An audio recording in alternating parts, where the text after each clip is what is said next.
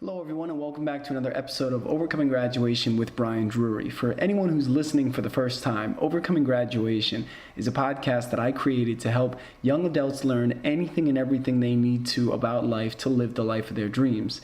The way I do this is by interviewing fascinating, amazing, incredible people who have overcome graduation in a unique way, and then I share their story and help to break apart and dig into the secrets to their success and the mentalities, the mindset shifts that have enabled them to achieve greatness in areas where people don't even think a career or a lifestyle truly exist.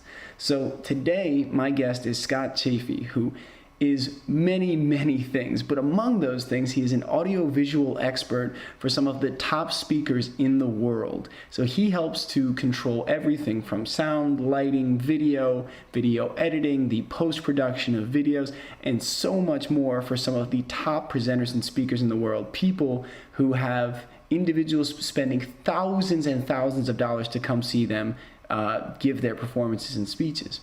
Now, in this episode today, you're going to learn many things, but if you want to be a speaker, or if you want to present your message to the world, if you also want to create videos or audio content, there are so many powerful lessons that are in this, because you get to see kind of a behind the scenes look at what the audiovisual experts and what your crew are looking for in order to ensure that you sound, look, and appear the best, and that nothing distracts from your message arriving to your listeners.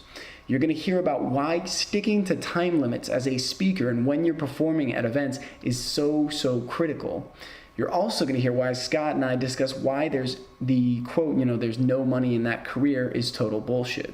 Scott is going to tell us about his award-winning films, one of which is, it's just so funny to say, a musical about getting a boner in class. And the story about that one is fantastic. You'll also hear about how another one of his films went to the national finals in a student competition and got into the top 10 of over 250,000 other videos.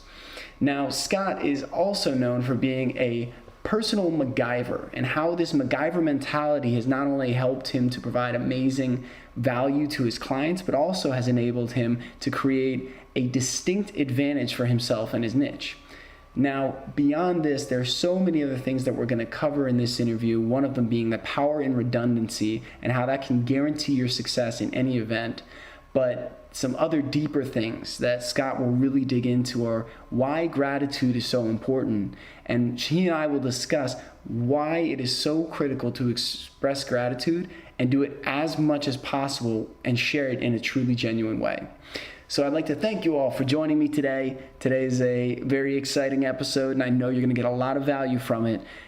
For anyone who is interested, if you haven't subscribed, please subscribe to the podcast on iTunes or in Stitcher by searching for Overcoming Graduation. Thank you all for joining me today, and I'm very excited to introduce you to Scott Chaffee. Hello everyone, and welcome back to another episode of Overcoming Graduation with Brian Drury. Today, my guest is Scott Chaffee, and what he is an expert in is everything from being a technical director to audiovisual consulting to video editing, and right now is primarily focusing on videography. Now, he's worked with such names as Sean Stevenson, Eben Pagan, Jeff Walker, David Wolf, Jay Abraham, and Wyatt Woodsmall, just to name a few. So he has a wide berth of experience working with some of the top speakers in the world in a variety of different fields and helping them look great, sound great, be recorded great, create great videos for them. So he is a master in all of this. I've seen Scott work, I've seen Scott's work when it's done, and he does an excellent job. So Scott, thank you so much for being on the show. Yeah, thanks for having me. This is a blast. I'm excited to get this started. Yeah, dude, I love it because your story is very unique and your expertise is very unique from anyone else I've had on the show. So for me, it's always really exciting to see what goes through the mind of all these different people and all these different walks of life and different paths. And what's very interesting is oftentimes you find that there are a lot of parallels and similarities, but then each new industry or person I talk to that's in a different type of profession, there's also uniquenesses that are really cool and interesting to dive into. So I'm excited to hear about your process and what inspired you into this more, because for the listeners, I haven't heard this story yet either, so I'm excited to dive in. So as I told you at the beginning of the call, generally where I like to start is right around college and graduation time. So can you tell me and the listeners a little bit about where you were going to school, what you were studying, and what your feelings were about getting ready to move into the real world? Cool. Yeah, that's actually a pretty good start. That's where I feel like this kind of all started for me anyways, was college, because a lot of through high school, like my sophomore year of high school, I kind of discovered the camera and like playing around with it and filming and stuff, and just teaching myself different things and how to make this look that way, and just playing with the tricks. And so by the time I got to college, I wasn't really learning anything the first year, so I went to a school in Mesa, Arizona, and I tried that out, and then I was like, okay, I'll try Scottsdale, I'll try another school, maybe I'll learn something there. So the next year I went to a new, different, complete school, started over, still wasn't learning anything then. So I just decided to focus on the job market, and I pretty much found an AV live event company like my first week of looking. And at that point I had my own footage, and I had a bunch of like demo reels, and I was already capable to just dive out there into the real world, because I had been playing around for so many years through high school, just kind of getting to know the camera and playing around and taking a few high school classes even. Mm-hmm. So it was really quick for me to find a job, and that event company has really kept me busy, doing like maybe 2 events a month for the past, I don't know, 6-7 years now. Wow. So you're still with that audiovisual company that you started with just out of school? Yeah, actually I am going to be going to New York City with them next month for a job. Fantastic. Yeah. And what I think is really interesting there, and this is a great point for this young adult generation, you know, where I'm at, where my listeners are at, because what you said is there was something that you just kind of loved to do. You picked it up, you started to get really interested in what was a hobby, quickly turned into your profession and this thing that you love to do in your life. So for all the listeners, if you have a hobby and you find yourself constantly drawn to do this one thing, or maybe it's a couple things, really tune into that, because those can be opportunities for you to identify what your true passions are in life and what are things that you would love to do. Like, I mean, deep down, be excited to jump out of bed and do every morning. I know it's not, hey, we have, you know, tired days here and there, but 99% of the time, if you were doing that thing you love the most, it can bring you so much joy. So now, and Scott, how old are you now? I'm 25. 25. Oh, you're the same age. Oh, so you're in the generation too, man. You're in this. Yeah. All right. Yeah. Awesome. See, it's interesting. Actually, the last 3 people I've interviewed have all been in the generation and in my target audience. So it's a whole different style of interview. But it's interesting because you said you have 7 years of experience already in your industry. Yeah, I started pretty young. I started like pro at like 18 or 19. Wow, that's fantastic. Okay.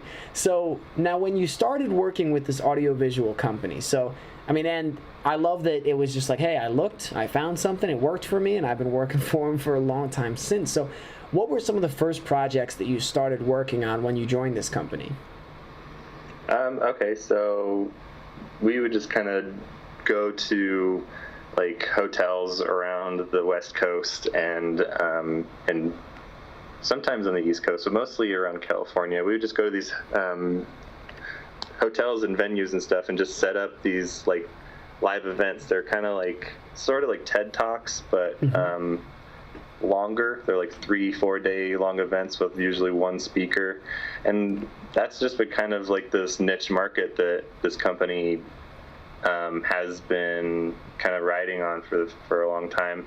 And I just found him, and it just was a really good fit. I was able to like spread my wings and just be like the videographer. Like I'd set up the cameras, and then I'd be able to call the shots between all the cameras and kind of directing the different camera operators. And it was just kind of like it was like a place for me to shine and like kind of take hold of my skills a lot more, take reign of them, and kind of just run with them. So it was really good to like kind of find this company, and just, I don't know, it just helped me grow for sure. I don't think I would be as in the same place without this company. I would still be doing video stuff, but I would be, because I do a lot of commercials and music videos and stuff, but I've grown a lot more from doing the live events. There's just so many more different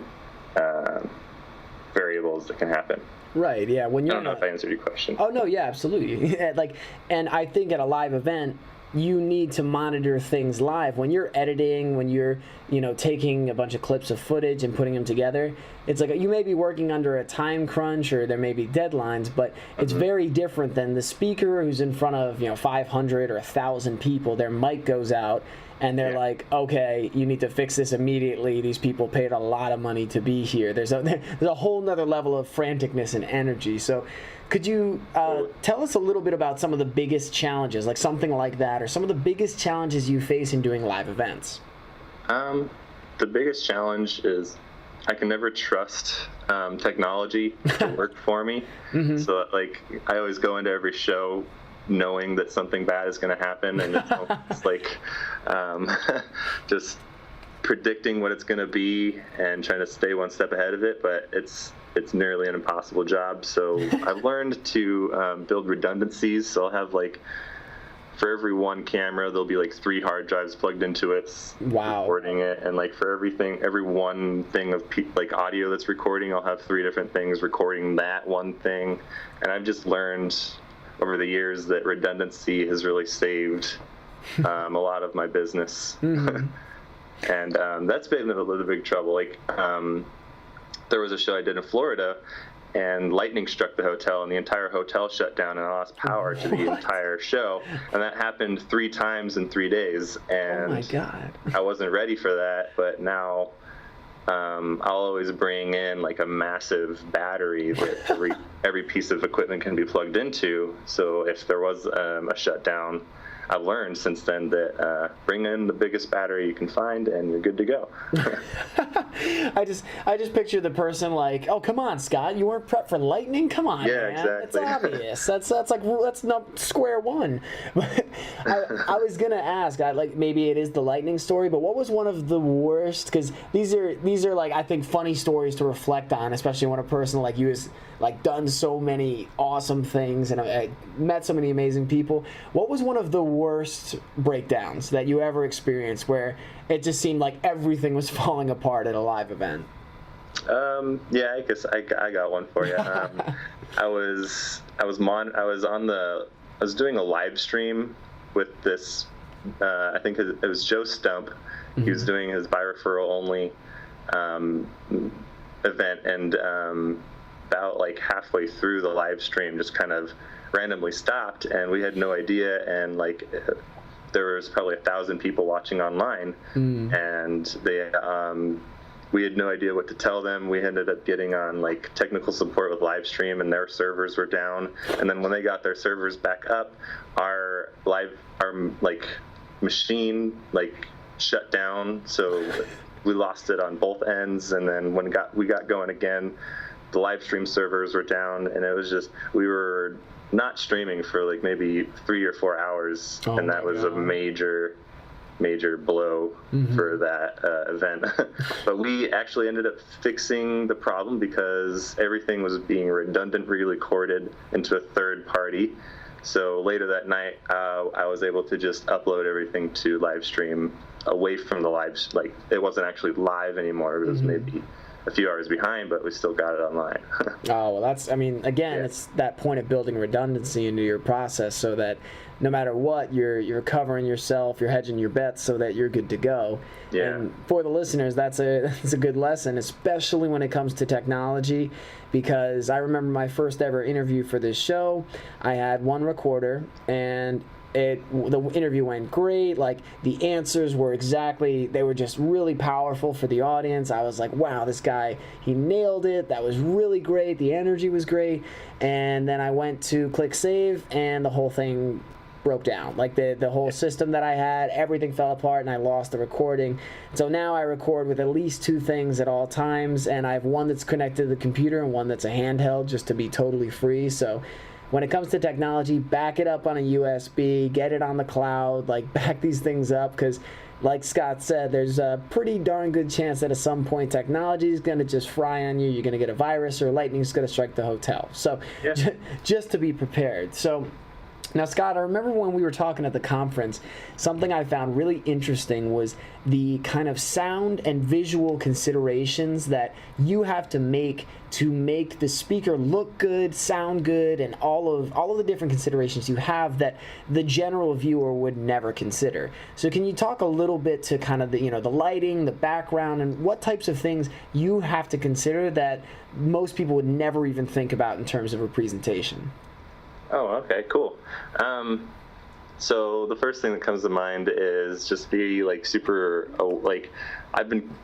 I just got off of this shoot for like summer camps and stuff, and we had this kind of term floating around that was really good, and it was, you need good aware withal. We can't, like, it turned into this one word, but aware withal, just be aware with everything around you. Don't just be like, focus on the screen in front of your face. Look around you, see that like the sun is about to cover the clouds. So like that. Oh, wow. That, for instance, like, so then that makes me, like, when you come into a live event, just make sure you know like the color of your drapes, and like wear the complementary clothes to the drape that you're going to be standing in front of. You don't want to be a floating head.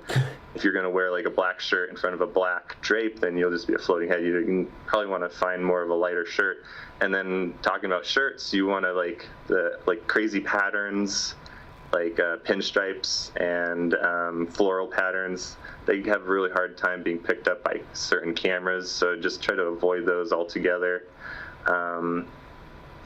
And if you're a girl and you're wearing a microphone or like a headset microphone, just be careful of earrings, because the earrings will dangle and bang against the microphone cord, and it'll sound like it'll be the loudest thing in the room. No one will be paying attention to you. They'll just be hearing banging on the speakers every 5-10 seconds and not know what's going on.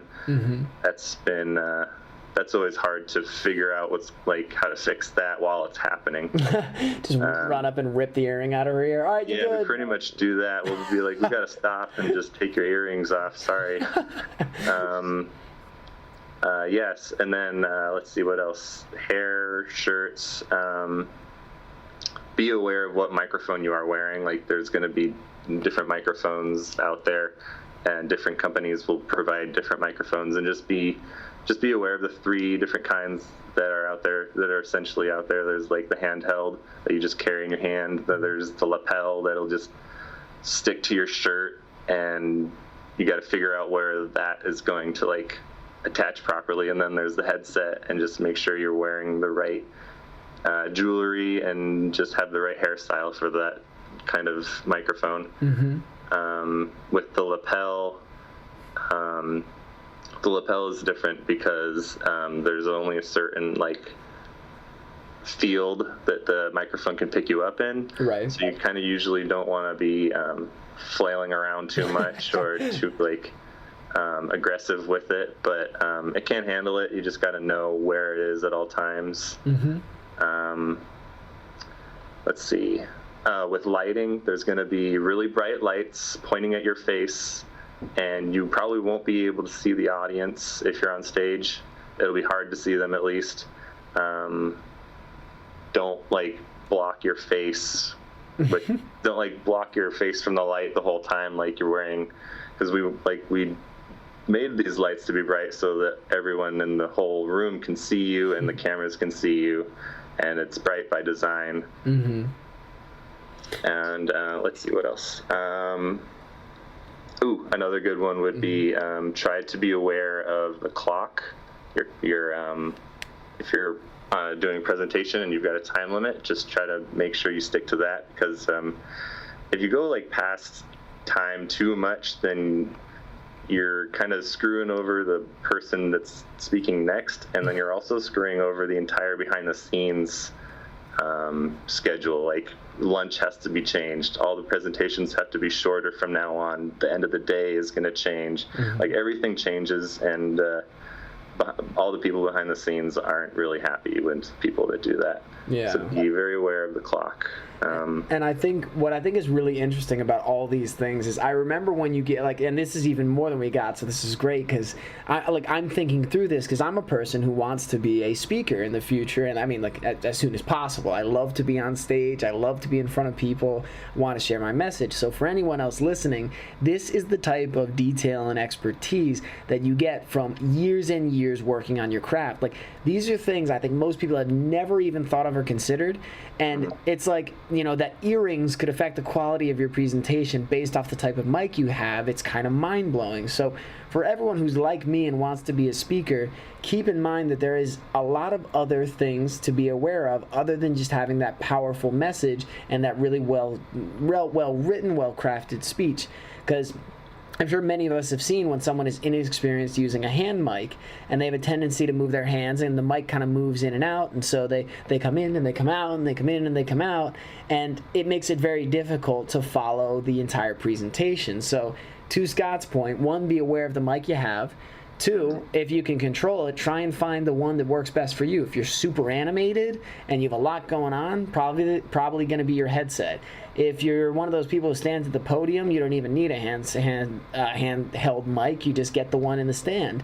So I think it's like, I just think it's so interesting because, again, I would never have thought of these things unless you had told me, and because you're an expert in this stuff, you see all these little things that nobody else sees, and you see it before it becomes a problem, and that's why you're so good at this. So it's interesting for me. Were there any other ones that came to mind? Sure, yeah, like if you're also a lady and you are about to wear a microphone, just be aware that the microphone has a transmitter pack that's going to weigh like half a pound, so it's either going to go in your bra strap, or we have to figure out how to clip it onto you if you're wearing a dress or something. Like it gets very unique with how we have to put those transmitters on you sometimes. Well, Scott, easy answer, duct tape. Come on. Yeah, exactly. That's the guy. She's got this beautiful dress on and a big slab of duct tape on the back.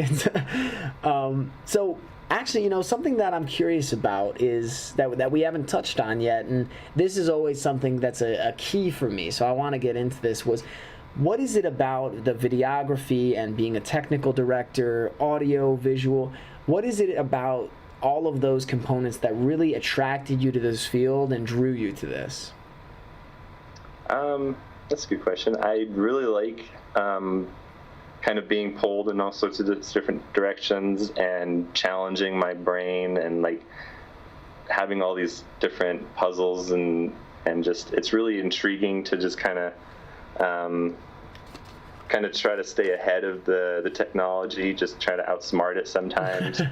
I really enjoy making people like happy and just making them laugh from the, like if I can make them happy from the final product, then I think I've done a good job. That's kind of like how I started, because I was doing like comedy movies and oh wow, in high school. So my only gratification from it was making all my friends laugh. So I just kept doing that over and over and over, and I just kind of slowly built into this career. That's great. See, now that's another fantastic lesson, is follow your joy. That this was something that you weren't doing it because, oh, it might make me a lot of money one day, or, oh, this has potential as a career path. You were doing it because it brought you joy, and it brought joy to the people around you. So for all the listeners, when you find those things in your life, really tune in. A lot of times it's unfortunate, but people kind of have this belief that what they find the most joy in, well, there's no money in that, so go be an accountant. And it's like, you can always find a way through creativity, through thinking outside the box, and through reaching out to different people to find a way to make whatever it is you want to do into something that you can do as your career, as your life, and really incorporate it in a way that allows you to make the money you need to live the life you want while doing the thing you love. So I love that, dude. And what types of comedy movies? Was it like filming stand-up, or was it just kind of creating full-length movies that had a comedic theme? They would be like micro shorts, maybe like 5 to 15 minutes long, and they were just themed from anywhere from like a musical of a guy who gets a boner in class and everyone makes fun of him, and then I want to see that one. Yeah, that one's a good one. And then there's another one where these guys are like, it's a rainy day, and their mom leaves them in the house all alone, and they don't know how to fend for themselves. So one of the brothers just gets eaten, and just and just kind of just silly little shorts that we just did to have fun and just make all of our friends laugh. And it was just kind of really random. There was no theme or pattern. But that was we did quite a lot of them. Have like a few hundred short films out there floating around. I was going to say, are all these still online? Yeah, definitely. They'll be all over the place. I don't really know anymore. And what was the Boner musical called? Boner's the Musical. Boner's the Musical? That's exactly. Yeah. You'll definitely find that one on YouTube. I gotta write that to Boner's the Musical. That's, you know what, and for the listeners, I'll be sure to include some of these shorts in the show notes for us to enjoy, because I think that's gonna be like, I can't wait to see that one. So, Boner's the Music. I love that. That just sounds exactly like there's a bunch of guys hanging out. Like, dude, what would be funny? It's like, well, a dude gets a boner in class. Okay, great. How do we step this up? Make it a musical. Boom. The funny thing about Boner's Musical is we entered it into a festival, like just to see what people would react to it, and it actually got first place. And it moved on to another festival, and it got first place, grand prize there, and we got $1,000. Oh my God, that's awesome. Yeah, so it actually did really well in a festival circuit too. So, have you had many movies that you've brought to these kind of film festivals that have gotten certain awards or notoriety? Beyond Boners, of course, because we know that's a smash hit. Oh. Hang on, guys. Lost the internet connection here. Hang on. All right. Let's see if we can get this back. Hey, man, you there? Can you hear me, Scott? Yeah. Okay. It was funny because the way the call cut out, the timing was kind of like perfect, because I just asked a question, and I was like, Okay, I think he's thinking hard on this one. But, okay, so the question I asked was, do you have any other films that you've created with your friends that you've brought to film festivals that have gotten awards or some other type of notoriety? Yeah, there's one other, actually. It ended up getting, it went all the way to the national finals in the top, 250,000 other students who had competed. We got into the top 10. Wow. And we got nominated for best comedy out of top 5 comedies we were nominated out of the entire nation. And that felt really cool. Wow. And what was the premise on that one? The premise of the video was what was that one? That one was about, I remember. So this one was about a guy who invites one of his friends over that's a girl, and he's kind of leading her on. He's like, oh, if you wash my table, we'll totally mess around in my room later. And then she's like, okay, cool, I'll wash your table. And then he's like, ooh, I'm getting kind of hungry. Can you make me a sandwich? And then we'll totally mess around here in a second. And she's like, okay, I'll make you a sandwich. And then they're walking past the bathroom, and then he's like, oh, my bathroom needs a little shining up. Could you get that going for me? And she ends up doing all of the chores around the house for him, and he just kicks her to the curb at the end. And it's pretty good because she's wearing a French maid outfit. She thought she's coming over to her boyfriend's house for a little fun fetish stuff, kinky, crazy stuff. Yeah. So she's trying to keep the mood up, and he's just yeah, just you're doing great, thanks. Yeah, this is really getting me excited. What would be even more excited? Yeah. All right, cool. And what's that one called? That one's called Dirty Love. Dirty Love. Yeah. I like that. Yeah. Now, I know some of the female listeners are going to hear that story and be like, if my boyfriend tried that, he'd get a kick swiftly in the balls, so he would not get away with it. Yeah, that's what I thought too. But you know, some of the ladies actually think it's hilarious because it's like the French maid like fetish thing. Mm-hmm. But and they're like, and I mean, I think we all probably know some girl or some guy that would fall for something like that. So yeah, totally. not too far-fetched. But all right, so what I wanted to dig into next, what I'm curious about is, it sounds like working with this company, I mean, you just got off a 30-day shoot in Pennsylvania. You're going to be going to New York soon. Could you tell us a little bit about some of the places you visited throughout your time working with this company? The shoot I did in Pennsylvania was a separate thing. I kind of do different stuff all over the place. Oh, perfect. Yeah. So, all right. So, in all of your work, where are some of the places you've gone? So, let's see. Florida was a play. I've been to Florida. There was all the lightning strikes there, and that was a disaster. A lot of California, going to San Diego and Los Angeles a lot. Been to Philadelphia a few times, New York, Pennsylvania, Connecticut, Maine. Let's see, Arizona quite a bit. Mm-hmm. I think that's it. So cool. Yeah, just a few states here and there. Well, that's still nice. I mean, it's always great when you get to see different areas. That's an interesting thing about the U.S. is a lot of times, like with my job, I travel a lot, and I've been very fortunate to be able to travel. And a lot of times people say, like, man, I really need to get out of the country to see something different. I'm like, the U.S. has so much diversity and so many cool things to see and do that you could go a state over and be in a totally different world. So getting to explore is really one of the best things you can do. And I know some people say, oh, I don't have the time, the money, but it doesn't need to be a big lavish trip to Paris. It can be to the neighboring state, could be across the country. There's so much to see and learn. So, and do you have any like key lessons that you've learned from the traveling that you've done? Oh man, just pack light, just prepared for like I don't know, bring like your own soap, maybe bring your own pillow sheet, and maybe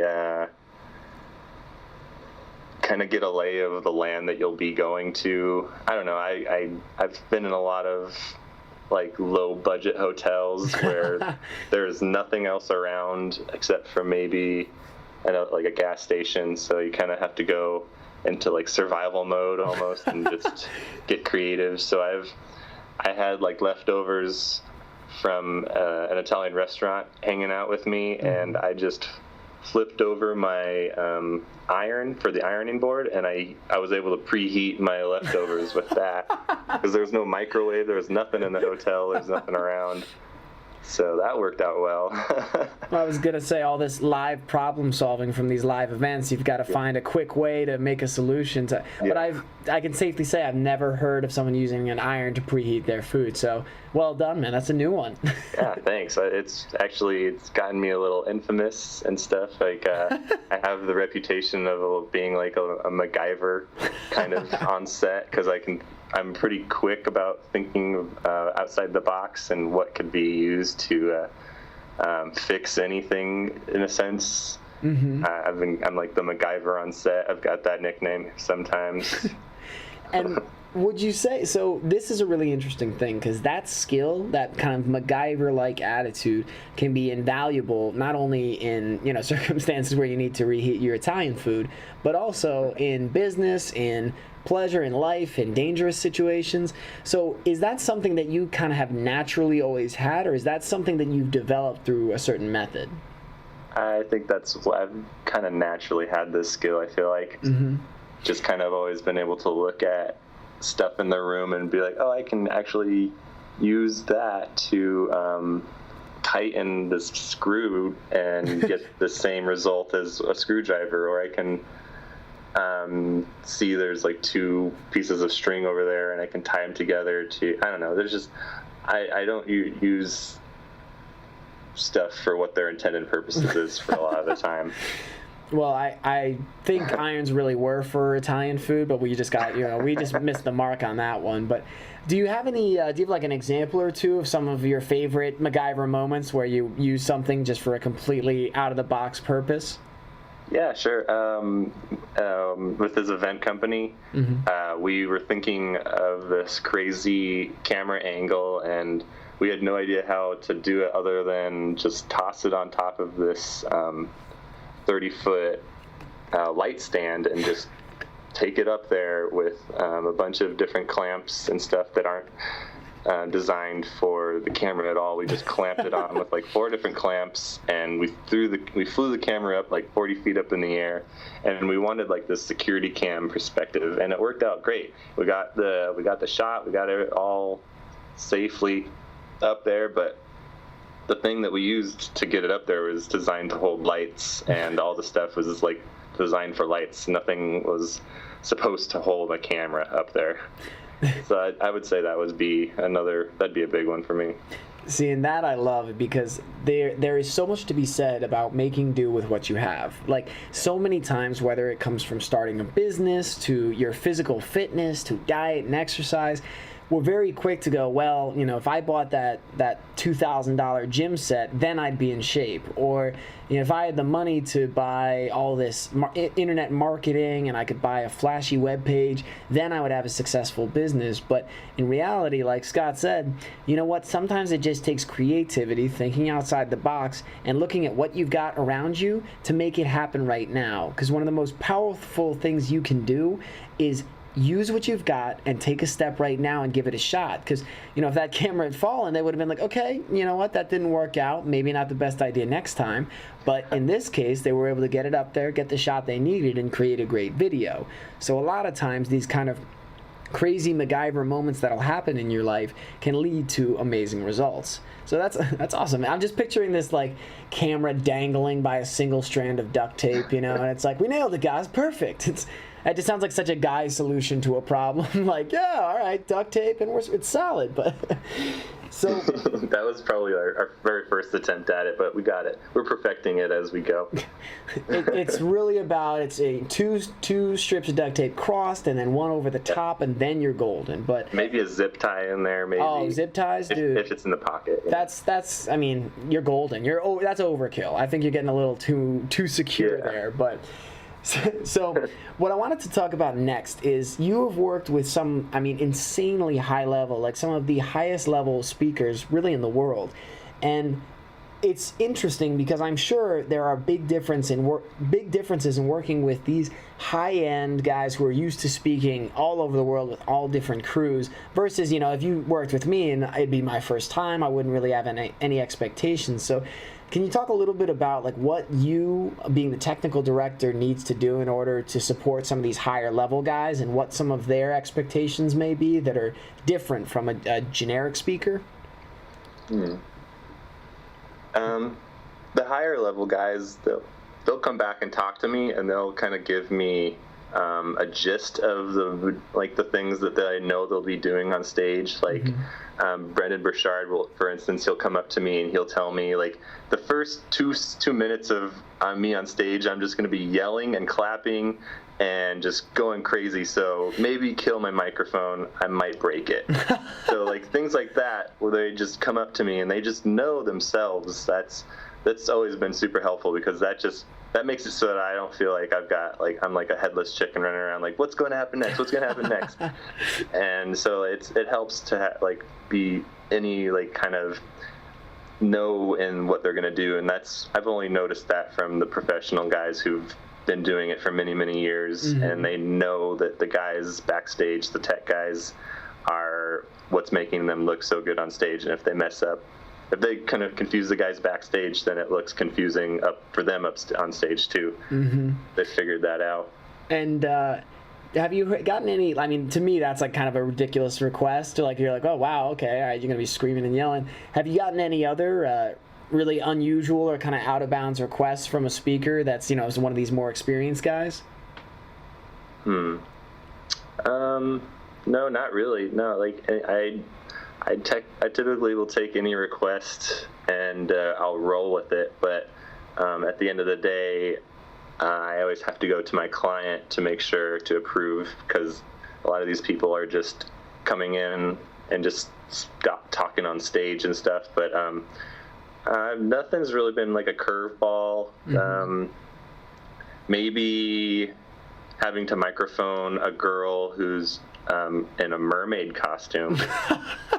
But that might be the only curveball I can ever. What event was that for? That one was for Christina Marassi, her Ecstatic Wealth program. She had one of her friends who does what do you call it? She does like dresses up as a mermaid and goes out into the Hawaiian oceans and like swims in the ocean. It's like a whole transformational movement, and like she wanted to talk on stage about her whole mermaid Hawaiian experience, and she wanted to be in her mermaid costume. So I had to carry her onto stage, and I had to microphone her and carry her off stage.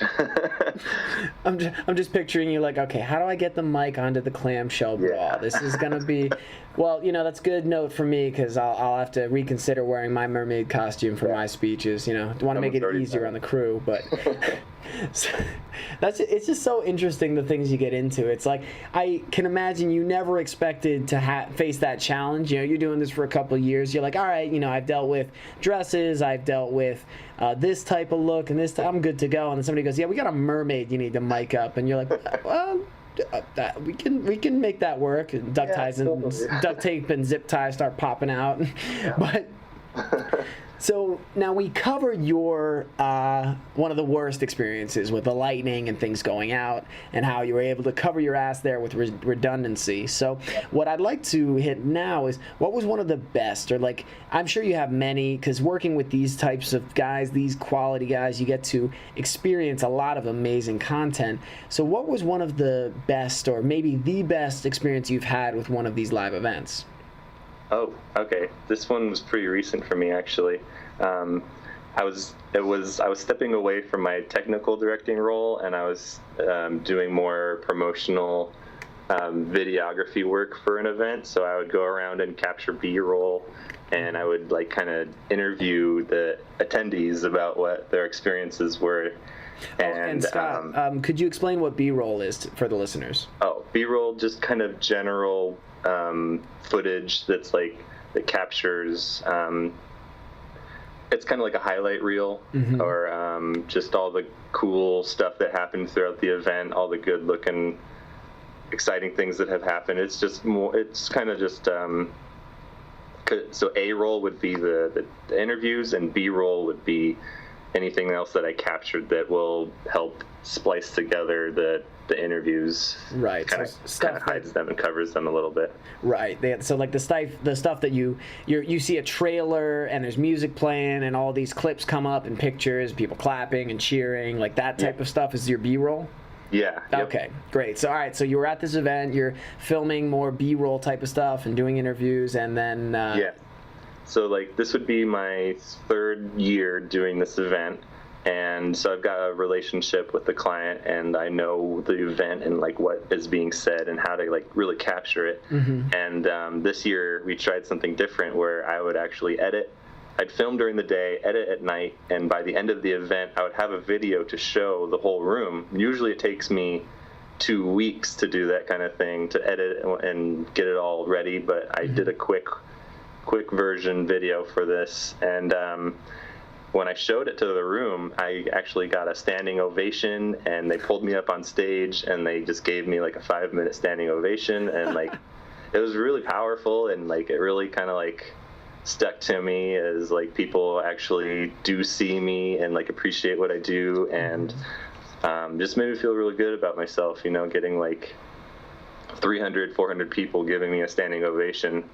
Dude, congratulations. That's fantastic. And so for all the listeners, that is a great message. Now, when you go to an event, when you go to one of these like live speaker events, or if you see people working, you see the crew work, and these guys and girls are busting their asses to make this event as great, as fun, as powerful for you as possible, and they would appreciate the hell out of it if you went up and just said thank you, that you appreciate their work. This is a very powerful lesson that can be applied to any area in life, because so few people share the appreciation or the gratitude for the things that people are doing for them, even in everything down to a waiter, the person who is working at the local fast food restaurant. Most people never hear a thank you all day. It's kind of just this expectation of service. So one, doing this is an act of giving. It brings joy to someone else, and sometimes it'll spur a conversation. You'll get to know a new friend. But one of the really beautiful things is one of the fastest ways, and they've actually done scientific studies that boost that one of the fastest ways to boost your happiness is by expressing gratitude. So, I mean, the thing is, Scott, like, what was that, you said that feeling of standing on stage and getting a full standing ovation. Can you describe that a little bit? Because that's something I've never experienced, and it sounds amazing. It was very overwhelming. I just kind of stood there and like laughed and just big smile across my face. All I could do was I jumped up and down a little bit. I didn't really know what to do with all this energy and this power coming at me from all these people clapping at me and like sending me good vibes and good energy. It was really something. It was cool. All I could do was just stand there and laugh and just accept it as much as I possibly could. That's beautiful. And so for the listeners, imagine doing that one thing, or even if it's a couple, but picture one thing right now, that one thing you want to do more than anything in the world, and imagine being called up on stage in front of a room of a couple hundred people, 300-400 people, and them giving you a 5-minute standing ovation for you doing what you love and sharing your message with the world. Scott has done it. He's experienced that. And me and him are talking right here, right now. So that can be you doing the thing that you love. I want you to realize that, and that's why I love sharing stories like this, because Scott is doing what he loves. He's doing the technical director role. He's doing the videography. He's editing. And because he's committed to it, because he's gotten very good at it, now people and people have always appreciated the work, but he really got to be celebrated in a way he never expected. So that can happen for you as well. So I'm so glad you shared that, dude. That's a beautiful, that's another congratulations, because I think so many more people deserve standing ovations than get them. So I'm glad that you got it, because you deserve one. I've seen the work you do, man, and it's amazing. So sweet, thank you. Of course, yeah. I'm gonna get you jumping up and down again. All right, remember, Scott, you got to be near the mic, dude. Focus, can't be jumping too much. We're gonna get you a headset mic. Take your earrings off, right? See, I've been learning. I've been paying attention. You got it. But okay, next thing. Now, I know a lot of these people that you work with are extremely motivational, personal development speakers that really do transformational work in people's lives. And we met at the Sean Stevenson conference, and that was, I've been 2 years in a row. I've seen you there both times, and it's been really, actually, I'm sorry, were you there the first year? Were you there last year? Yeah, November one. Yeah. Yeah. Okay. I was like, yeah. We didn't meet officially till this year, but I remembered you there. Okay. Good. Just making sure. But so one of the, I think, unintended benefits or fringe benefits of doing this type of work in this market that you're in is that you get to film and do the sound for really amazing people that have really amazing, powerful stories. Mm-hmm. So can you talk a bit to the listeners about what have been some of the messages you've been exposed to, or the things that you've learned about yourself by doing this work and working with really incredible people? Yeah, sure. The one that stands out for me the most is that I hear from, most of the the one that I hear the most from most of the motivational speakers is just kind of start. Mm-hmm. Just even if it's bad, just start. Like we all had to start walking. And we all were really bad at it, but we all started. Mm-hmm. So that's been the main thing for me. I'm just glad that I started, and I'm still kind of rolling with it. And that's a big one for me. Is I think if you just start, you're already ahead of the game more so than a lot of other people. Let's see what else. And I love that metaphor about walking, because I use a different metaphor about like getting started or taking action, and I think that's a really brilliant one, because it's like, all right, when we all started walking, we all weren't really great at it, and now you do it at a level where it's almost unconscious. Now you can run and sprint and jump. So like anything else, by taking those first steps, then you can continue to build and grow and develop and evolve. And I love that, because the example I typically use is when people talk about, just believe it and it will be. And I believe there's a lot of truth and a lot of power in mentality. But, I could sit there and believe all I wanted that I can shoot a free throw, or dunk a basketball. But until I actually get out there and practice and try and do the work, I'm not actually going to be able to do it. So, but I really like that. Well, I'm gonna steal that one from you. I'll give you credit, but I'm gonna use that. So, no, yeah, I've stolen it, so no worries. So, any other really kind of like key messages that jump to your mind of things that you've acquired from being at these events? Yeah, another one would be that I've just realized that there are a vast variety of personalities out there, and there's even like personality types that people talk about, and just how to like interact with different personality type people. Because like before this, I would always kind of generally talk to people how I would want to be talked at, or talk like how only I knew and stuff. But like being at all these events and just interacting with all these different people and listening to different people on stage, they talked about how there's countless different types of personalities out there, and you can't really, you can say like,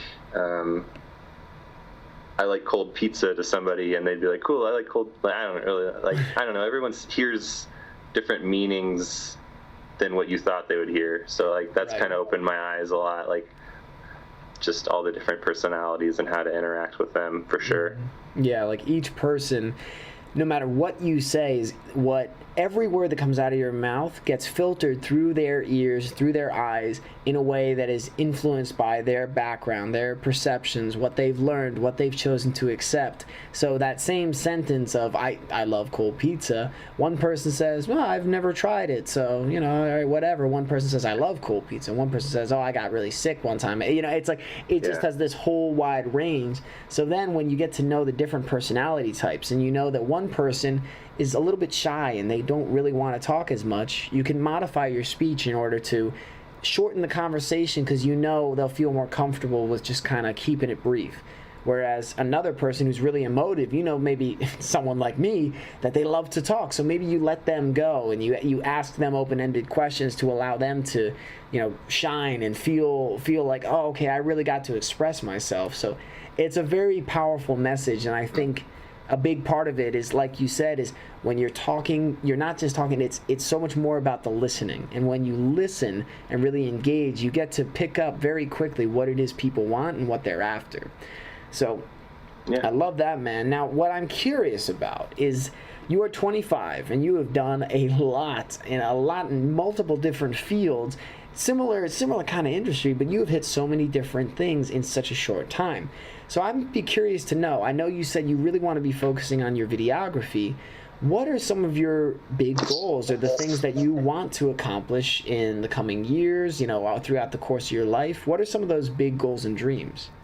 One of my big goals right now would be to have my own production company. Awesome. And just being able to show up and have the lighting guys that I trust, the camera guys that I trust, all the different elements of the production people. I would really like just my own kind of,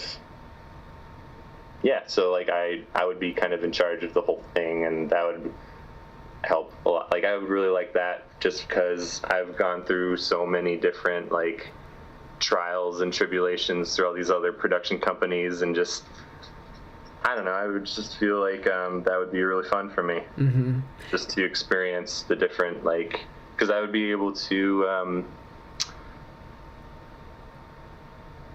dabble in all the different roles that I like dabbling in, and also being responsible for creating this high quality product or the product that comes out, I'd be more responsible for how it is instead of just kind of following orders sometimes. Mm-hmm.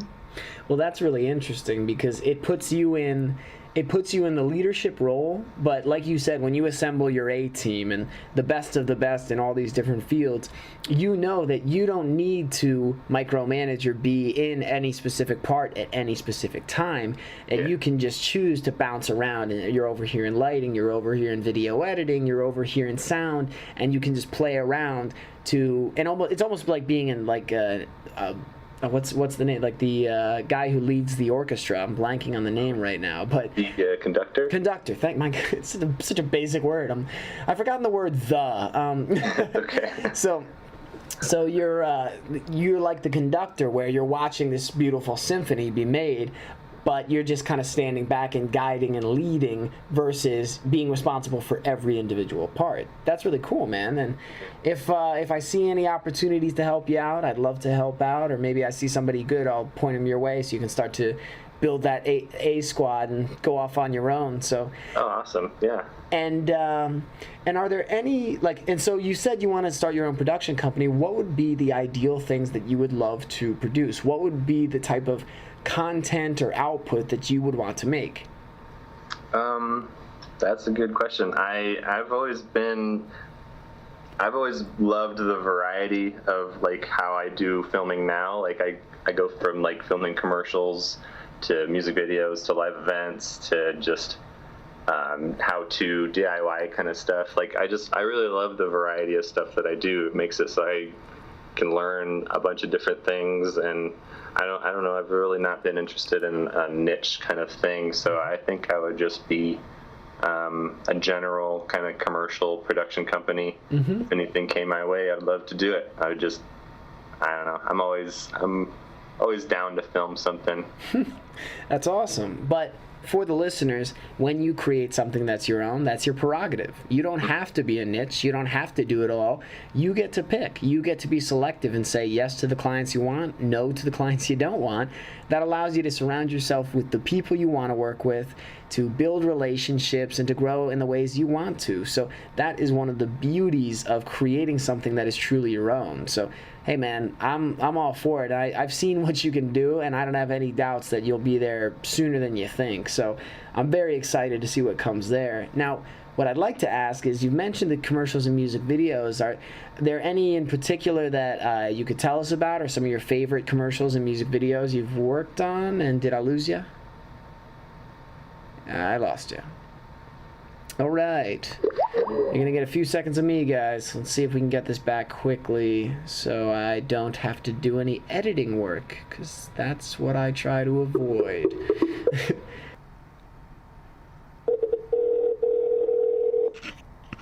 Hello. Hey, dude. Hey. Can you hear me okay? Yeah, I can hear you. All right, so I've got you on the speaker here. So I figured it'd be best just to do this. So being at a hotel, the internet will drop out daily, and it's like I have to re-log in, and I think we're back in now, but we can just do it at the quality sounds okay here. So, all right. Did you catch the last thing that I was saying? I'm trying to remember where we left off. I don't really remember. That's okay. That's all right. You're not hanging on my every word, Scott. Come on, man. No, that's totally. I'm trying to remember. So, I think this is actually a good point, because we were getting right around that hour mark, and that's typically where I like to keep the interviews to. So the great thing is, now I have two kind of standard questions that I close out the interviews with. And this is actually going to be a great one, because I love hearing this from someone who's in it. So being a millennial, being at this age, and as a part of the OCG kind of movement, the time frame, the question is, many times when we come out of school or we're coming into the real world, whether we go to school or not, we have this feeling that we're not good enough, that somehow age and experience is going to make us good enough to do that job, to be that person, to achieve these things, to be valued at this point. So can you talk a little bit about what you believe the value is that millennials bring to the world and to the workplace? I believe that there is a lot of competition out there, but that's in the grand division of it. If you kind of narrow it down and go down to like singular person, every single person brings a small, unique little aspect to whatever they're doing. No one does everything exactly by the book, and everyone has their own unique spin about doing it, and it's just about kind of making it known about your unique kind of perspective on things. It's like there is no one else like you. So yeah, there's competition, but no one's competing with you. They're just competing in the industry that you're in. Mm-hmm. Like there is no other you. So like that's kind of what I like writing on, which that kind of keeps me going, because the film industry is a pretty heavy competition-driven industry. But I realize like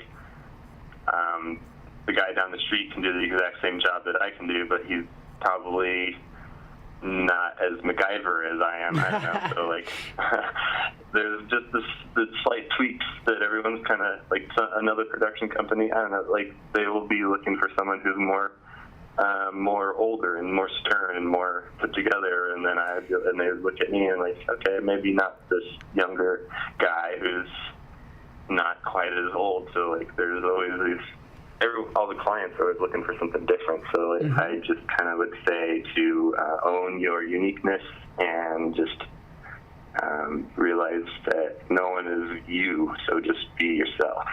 I love that, man. And that's something that I've said a couple times on this show.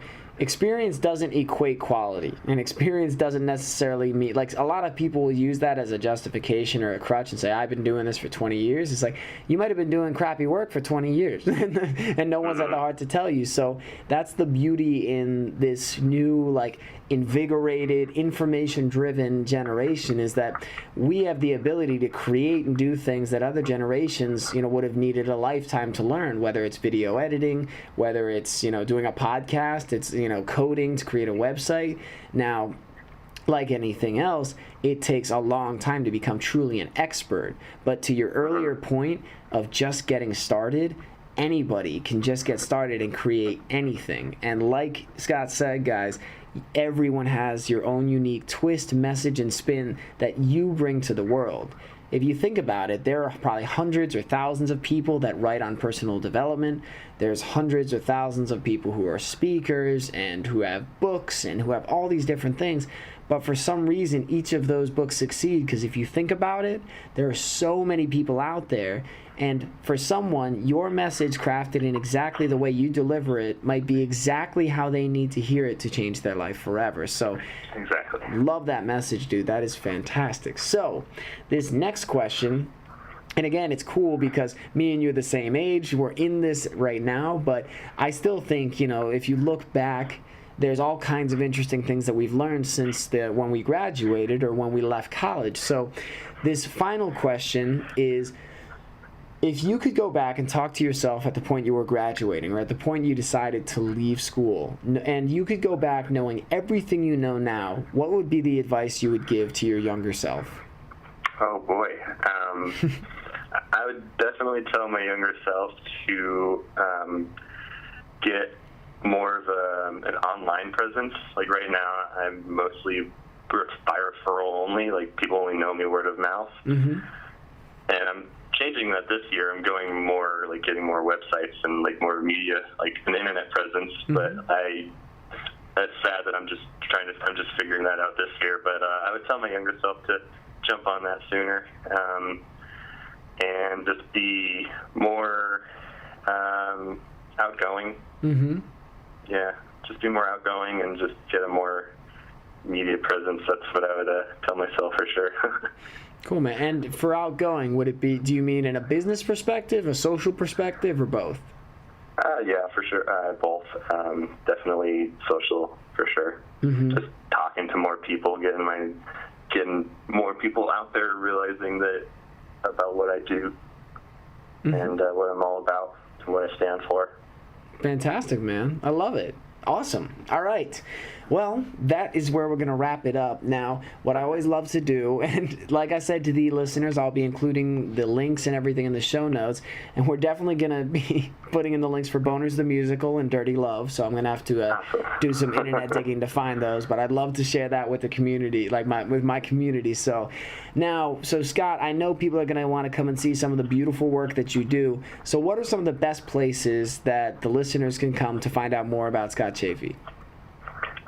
Right now, like I said earlier, I'm working on building a website and creating more of a media on internet presence for myself. Mm-hmm. So the best place right now would be to go to Vimeo and just search my name, or you can YouTube my name. But right now would be a good time to check back in like maybe a week or two and get my email or my website. Mm-hmm. Or because I've been building it for this week since I got back from Pennsylvania, but I wasn't quite ready. But I think I'll be ready soon. And then let's see, Vimeo, YouTube, or Facebook maybe. Yeah, Facebook. You can see some of the weddings that I've worked on. Awesome. All right, great. And what I'll do is, like I said, this interview will probably be published in a couple weeks. So what I can do is check back with you before I record the intro, like the intro that I'll put in later, and I'll get that site so I can include that both in the actual spoken audio and in the show notes, so we can make sure that people can come see all the stuff you've been working on. Cool. Yeah, the site will be a lot better than sending them to like a Vimeo account. Yeah. Well, awesome, man. Well, Scott, dude, thank you so much for being on the show today. I've really enjoyed this. I've learned a lot, and I love what you're doing, and I really appreciate the work you're doing, so I'm excited to see what comes next. Sweet. Thanks, Brian. Yeah, this was awesome. Like, I've never been in this kind of situation before. No one's ever talked to me about this kind of stuff, so it's kind of cool.